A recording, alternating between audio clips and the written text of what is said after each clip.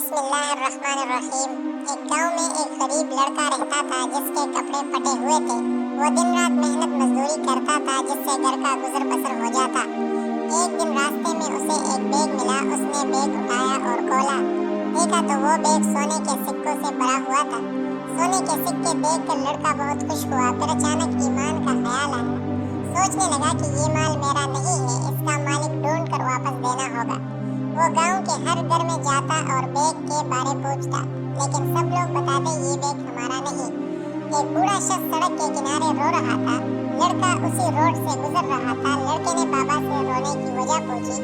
بابا نے بتایا، مجھ سے سکوں سے بڑا بیگ گم ہو گیا ہے۔ لڑکے نے کہا، خوش ہو جائیں، آپ کا بیگ میرے پاس ہے۔ لڑکے نے خوشی سے بیگ بوڑھے شخص کو دے دیا۔ بیگ ملنے پر بابا بہت خوش ہوا۔ دونوں زور زور سے ہنسنے لگے۔ آخر میں بابا نے لڑکے کو سکوں سے انعام